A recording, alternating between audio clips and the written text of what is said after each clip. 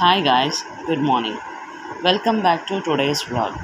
So cursive writing எப்படி எழுதணும் அப்படிங்கிறத பற்றி தான் நம்ம இன்றைக்கி கிளாஸில் பார்க்க போகிறோம். பேசிக்காக நிறைய யூடியூபோட வீடியோஸ் வந்து உங்களுக்கு இருக்கும். ஸ்ட்ரோக் வந்து எப்படி போடணும் அப்படி எல்லாமே இருக்கும்.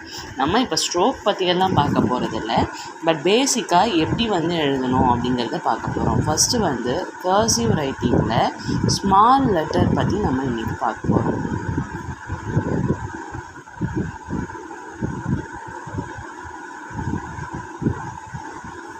ஸோ ஸ்மால் லெட்டர்ஸ் பார்த்திங்க அப்படின்னா ஏலேருந்து இசட் வரைக்கும் எப்படி எழுதுனா அழகாக இருக்கும் அப்படிங்கிறத பற்றி தான் நம்ம இப்போ பார்க்க போகிறோம்.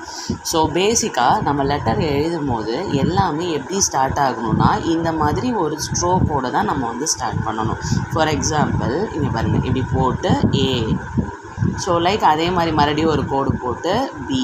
ஏன் வந்து அந்த ஸ்ட்ரோக் நம்ம கொடுக்குறோன்னா அப்போ தான் ஒரு லெட்டருக்கும் இன்னொரு லெட்டருக்கும் இடையில ஒரு சின்ன கனெக்டிவிட்டி இருக்கிற மாதிரி நம்மளால் கொண்டு போக முடியும். ஸோ இது வந்து ஜி. நீங்கள் பார்த்தீங்கன்னா எல்லா லெட்டர்ஸ்லேயும் இந்த கோடு மட்டும் உங்களுக்கு வரும். இங்கே பாருங்கள், இந்த இடத்துல இந்த இடத்துல இந்த இடத்துலன்னு உங்களுக்கு கோடு எல்லாம் அழகாக வரும். ஸோ அதே மாதிரி ஐ, J, K, L, M, N, O, P, Q, R, S, T, U, V, W, X, Y, Z.